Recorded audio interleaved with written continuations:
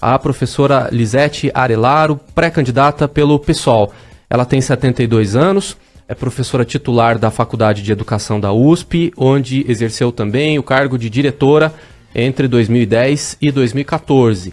Trabalhou na equipe de Paulo Freire, na Secretaria Municipal de Educação de São Paulo, na gestão de Luísa Erundina, e foi secretária de Educação de Diadema em 2 ocasiões. Essa entrevista está sendo transmitida ao vivo pelo site da Rádio Bandeirantes em vídeo, também pelo Facebook da Rádio Bandeirantes e pelo YouTube da Rádio Bandeirantes. Professora, boa tarde, seja bem-vinda ao estúdio da RB. Boa tarde, obrigado aqui pela oportunidade de abrir o debate. Bom, me fala um pouco sobre esse projeto. Como é que é concorrer ao cargo de governadora e como é que é disputar uma eleição depois de tantos anos trabalhando com a educação? É um pouco esse desafio, Caetano, colocar a educação na ordem do dia. Porque o que nós tivemos nesses últimos anos, eu diria no estado de São Paulo, é que todos dizem que a educação é prioridade, mas basta olhar o que acontece aqui no estado de São Paulo. A situação da educação é gravíssima. Aliás, várias coisas estão meio complicadas. O que te incomoda mais? Olha, me incomoda várias coisas. Primeiro, a privatização abusiva dos serviços públicos sem nenhum critério e sem realmente nenhum critério de eficiência. Você fecha o serviço público e não cobra nada do privado, você faz uma transferência de responsabilidade e, obviamente, de direitos sociais. Mas na área da educação, por exemplo? Na área de educação, na área de educação, a situação é grave em vários aspectos. O primeiro deles é realmente o processo que nós estamos vivendo em São Paulo nos últimos, pelo menos 3 anos, que é o que o governo chama de reorganização do ensino e que, na verdade, se por um lado os meninos, os secundaristas, fizeram aquele movimento de ocupação da escola para levar socorro, tem um problema nas nossas escolas, por outro lado você vem enfrentando, se não o fechamento da escola, o fechamento gradativo, sistemático e permanente de salas de aula. São mais de 2.000 salas de aula que foram fechadas e esses dados a gente só consegue exatamente porque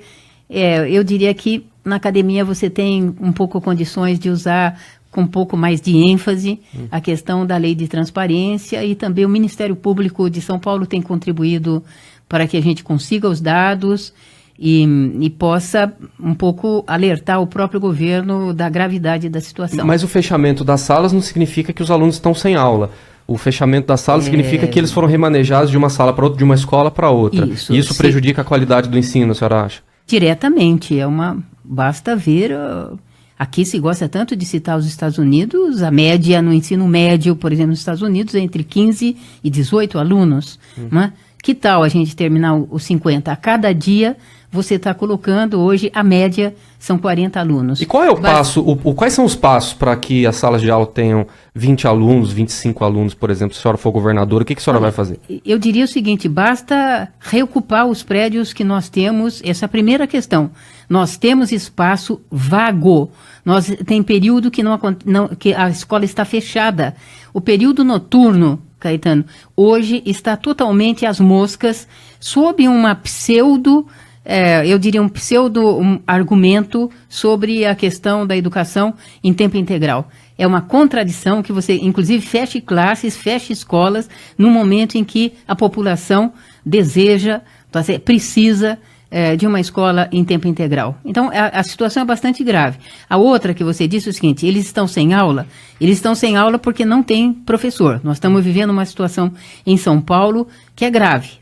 Aqui, certamente, outros e a própria população ouvida nos diferentes programas de vocês deve ter contado um pouco o que significa hoje a situação dos professores na rede. Nós já temos, na cidade, com o maior número de professores titulados, nós já temos aulas realmente com professores que não são da disciplina específica. Não é? Então, às vezes, um pedagogo, isso é muito comum, ele dá aula de física, de matemática, de história, de geografia, porque efetivamente há bastante tempo realmente o Estado não investe em concursos sistemáticos. É concurso ou é salário? Está faltando salário atrativo para que as pessoas que não têm o sonho de serem professores, de repente, olha, é um salário bom, vou tentar fazer uma carreira.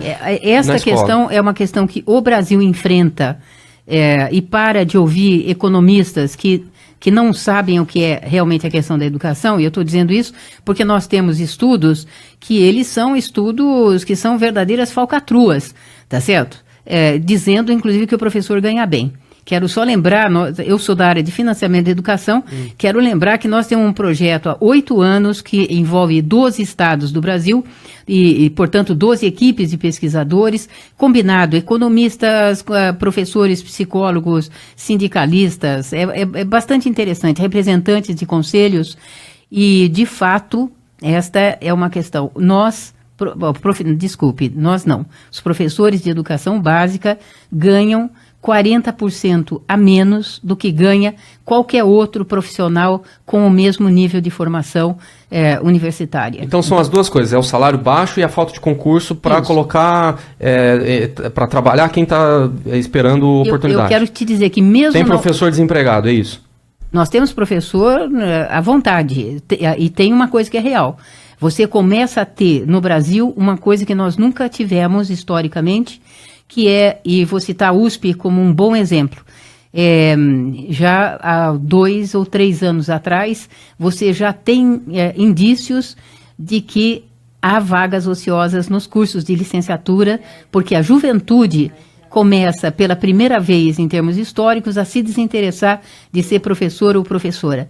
E a razão disso são realmente as condições de trabalho que as escolas públicas apresentam hoje no Brasil. Há um descaso que ou bem nós vamos olhar isto com atenção devida, ou nós poderemos realmente comprometer esse direito social tão necessário como a educação. A senhora também critica a reforma curricular do governo federal. Qual que é a sua visão sobre essa proposta do governo federal? Você está dizendo a reforma... Do ensino médio. Não, a reforma do ensino médio, eu confesso para você que foi eu não acreditei enquanto ela não estava publicada, porque a própria... Você sabe que o grupo de lá é um grupo que...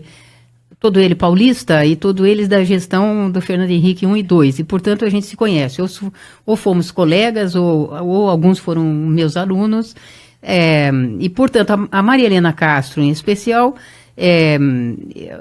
a gente conhece bastante, ela foi secretária de Educação do Estado e efetivamente ela acompanhou todo o debate que estava sendo feito no Brasil sobre caminhos possíveis, interessantes, novos, criativos para o ensino médio.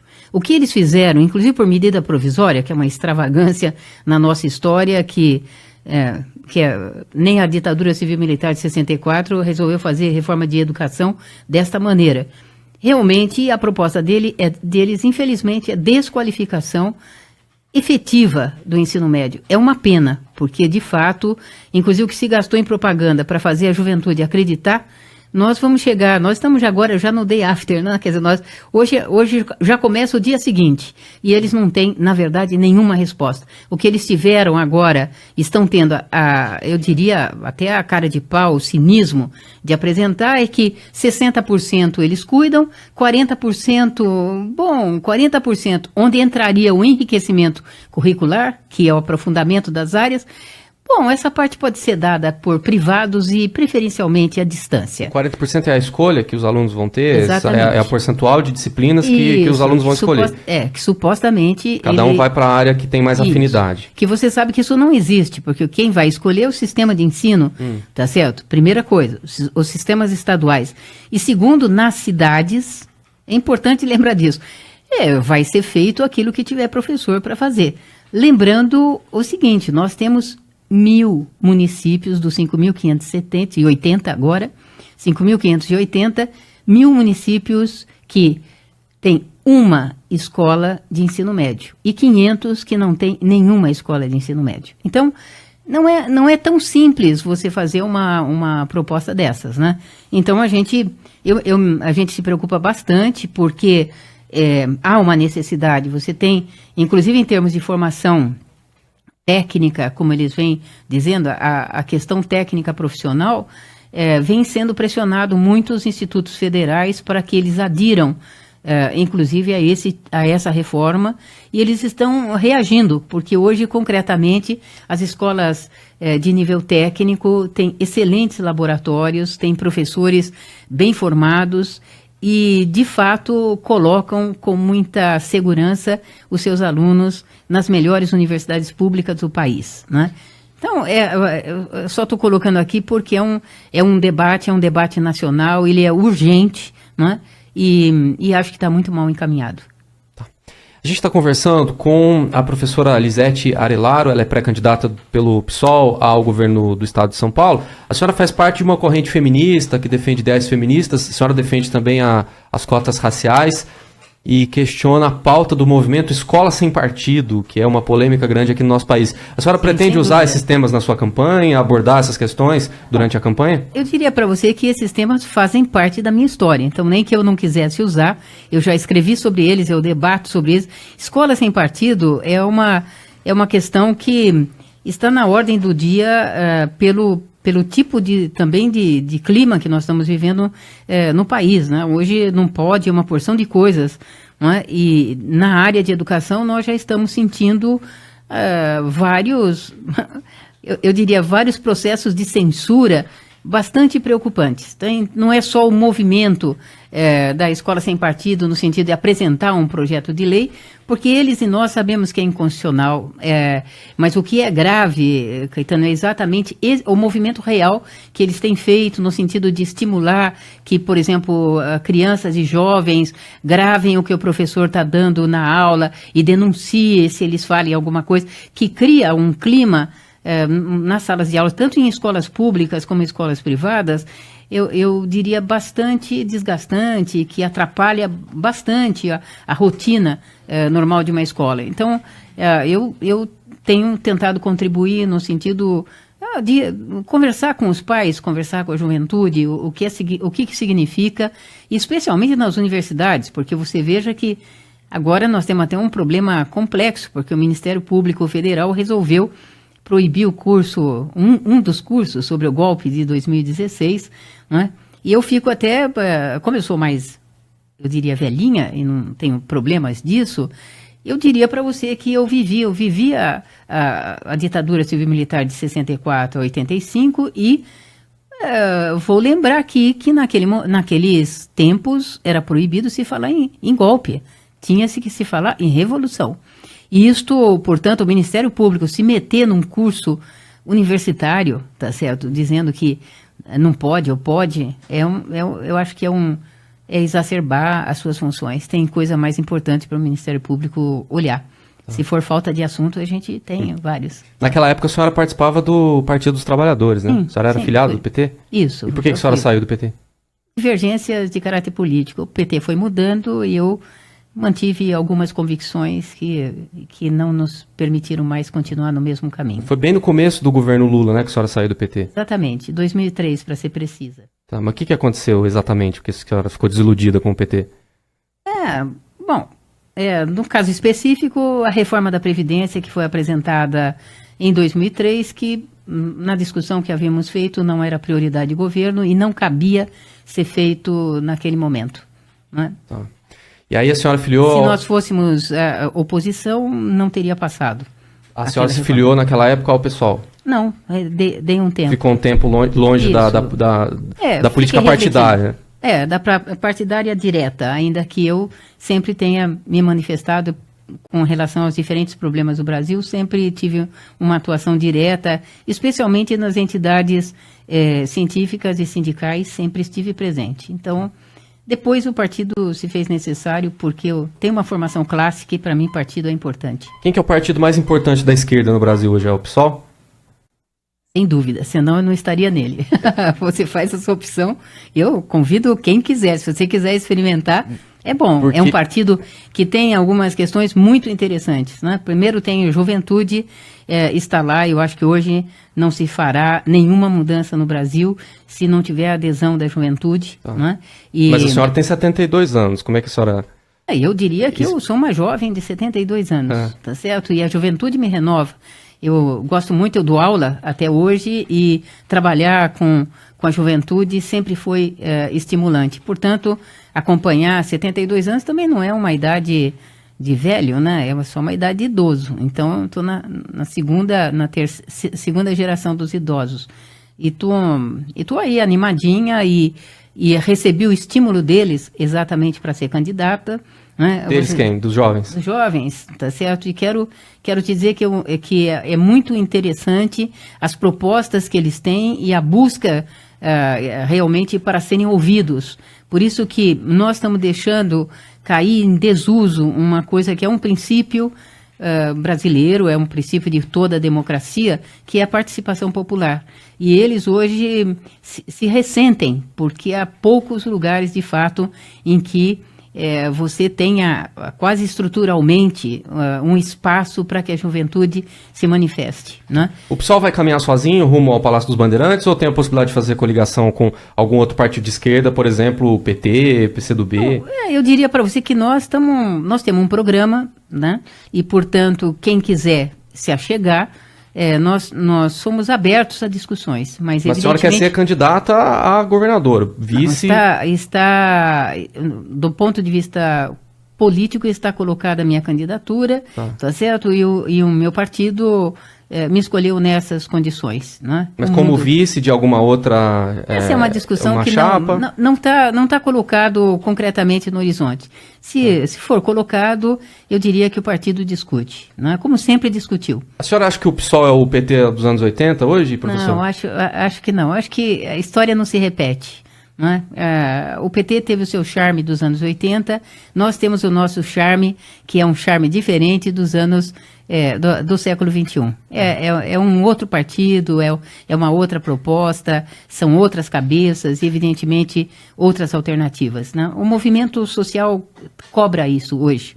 Né? E no cenário nacional, Guilherme Boulos como pré-candidato à presidência, ele vai ser a opção da esquerda numa impossibilidade do Lula ser candidato? O que a senhora imagina no cenário nacional? Porque tem também a Manuela Dávila, que se diz também porta-voz da esquerda. A esquerda está meio batendo cabeça lá no topo do comando do país. Né? Não, isso não há problema, até porque nós estamos aqui com uma proposta. O Boulos, da mesma forma, ele já passou pela tramitação partidária, né, e tem que se apresentar como candidato. Eu confesso para você que ter um representante de um movimento social e ter uma Índia representando os indígenas, tá certo? Para discutir a exploração dos 518 anos, num momento em que no Brasil a gente continua realmente discutindo se nós vamos manter ou não a terra dos indígenas e a terra dos quilombolas, eu diria para você que é uma provocação, e é uma provocação interessante, eu diria ousada, do PSOL propor essa dobradinha como candidato a presidente e vice.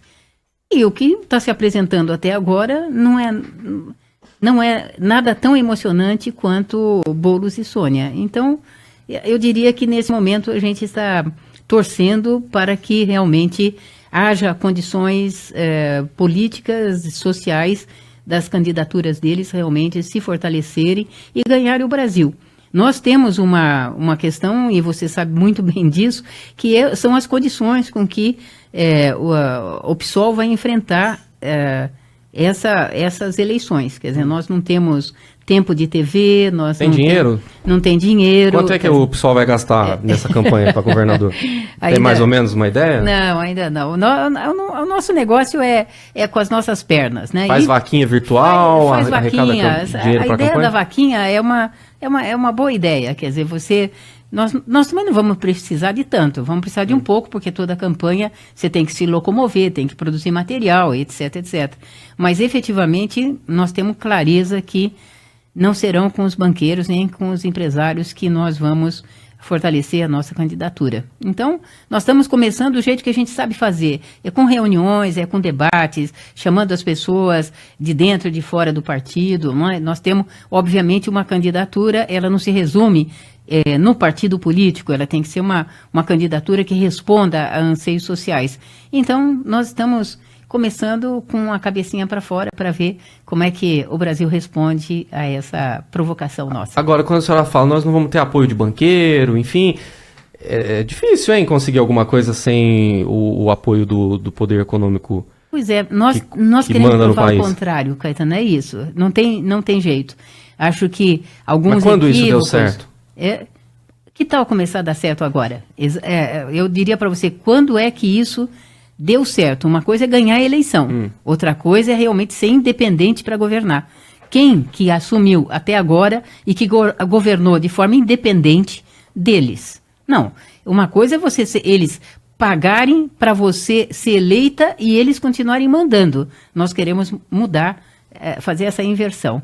Então, eu considero que hoje banqueiro no Brasil devia de ter até vergonha um pouquinho dos pedidos que eles fazem, até de quanto eles cobram de nós todo mês para manter a nossa continha lá. É um escândalo. A liberação, por exemplo, do Itaú, não vamos discutir isso, mas eu sou até correntista do Itaú, mas eu me constranjo, porque você liberar o dinheiro deles, depois de 10 anos na fusão Itaú-Unibanco, dizer que eles não devem nada, é escandaloso. Professora, nós temos alguns assuntos aqui, por exemplo, segurança pública. O governo de São Paulo está estudando tirar a Polícia Civil da Secretaria da Segurança Pública e transferir a Polícia Civil para a Secretaria da Justiça. Sim. O que a senhora pensa sobre essa medida e, de uma forma geral, a sua visão sobre a segurança pública no estado de São Paulo? Olha, eu acho que nós estamos no estado que mais mata, então a questão de segurança pública ela é grave.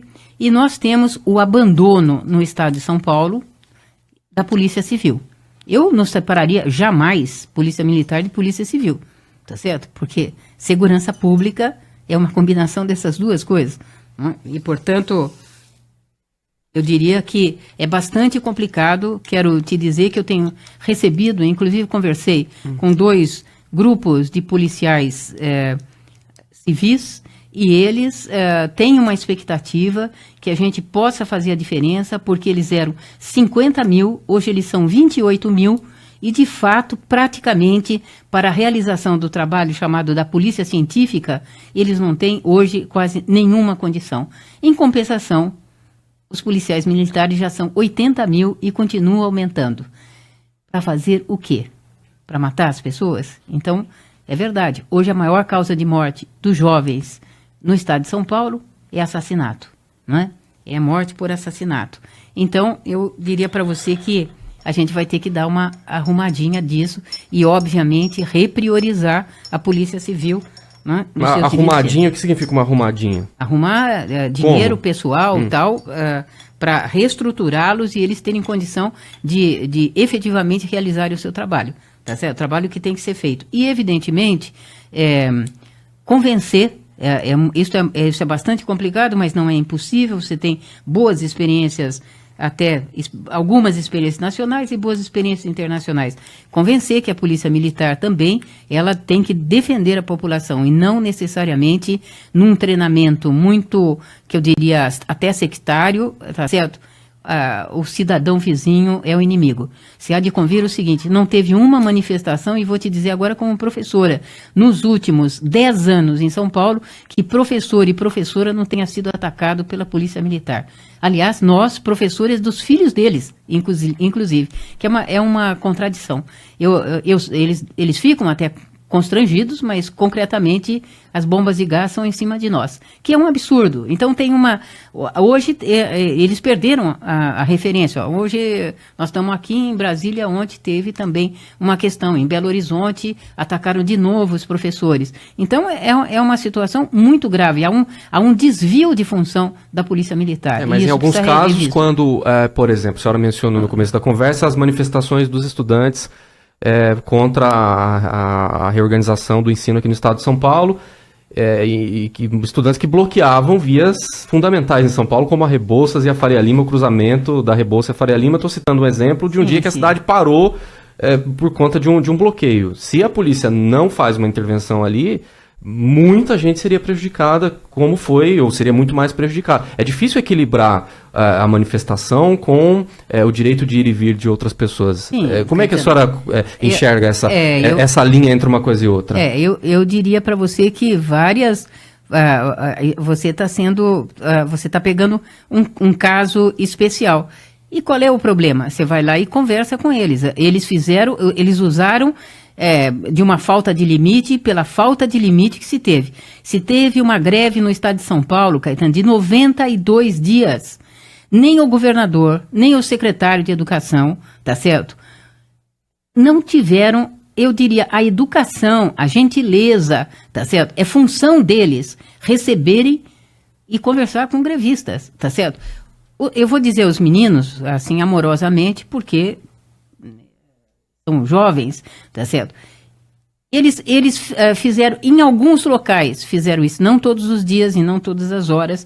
Se tivesse alguém ali da Secretaria de Educação que tivesse ido conversar com eles, tá certo? Aquilo não teria acontecido. Não, em alguns locais foi, por exemplo, no Centro Paula Souza, quando o centro foi invadido, houve uma tentativa e alguns alunos se recusaram a conversar com a direção do Paula Souza. Sim, eu quero te dizer que e também eu estava no Paula Souza, nós tivemos também reuniões e pudemos intermediar, inclusive as negociações no Paula Souza, com todo respeito. E nos colocamos sempre a essa disposição. Por quê? Porque somos defensores do diálogo. E eu não tenho dúvida nenhuma. O que professor faz? Professor conversa, dialoga. Se nós não formos capazes de fazer isso, eu acho que não tem nenhum profissional que faz. E eu acho que a Polícia Militar também pode aprender a fazer isso. Nós tivemos a Polícia Militar dentro da Universidade de São Paulo, que também bateu em professor. Por quê? Era uma manifestação em frente ao Conselho Universitário.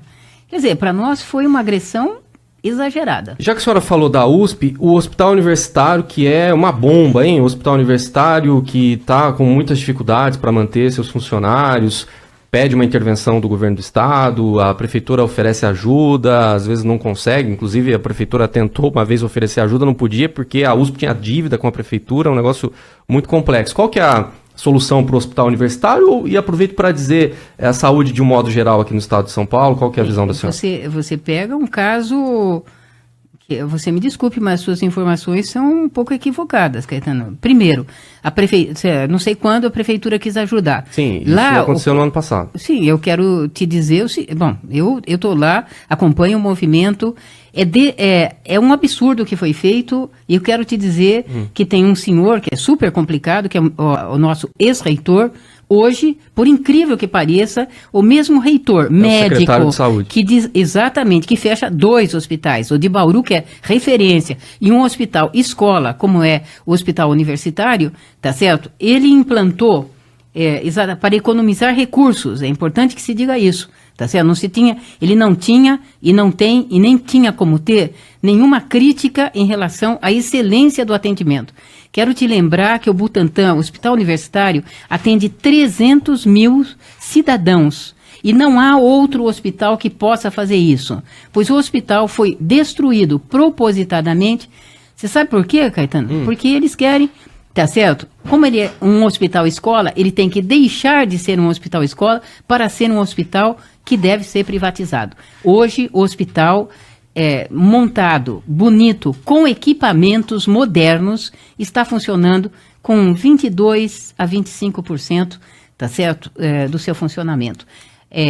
Sem dúvida nenhuma, há uma negociação estadual que pode ser feita se o governador, e eu espero que como governadora eu solucionarei isto com tranquilidade, tá certo? Muito bem. Porque há dinheiro. Lembre-se que nós recebemos 48 milhões para investir imediatamente no hospital pela Assembleia Legislativa. Professora Lisete Arelaro, pré-candidata pelo PSOL ao governo de São Paulo, 30 segundos para a senhora concluir essa nossa entrevista. Bem, aqui desejo que todos efetivamente pensem bem, ouçam as propostas do PSOL, venham discutir conosco, venham participar conosco e talvez realmente nós consigamos convencê-los e levá-los juntos para essa grande aventura que é poder mudar o estado de São Paulo. Obrigado. Venha conosco.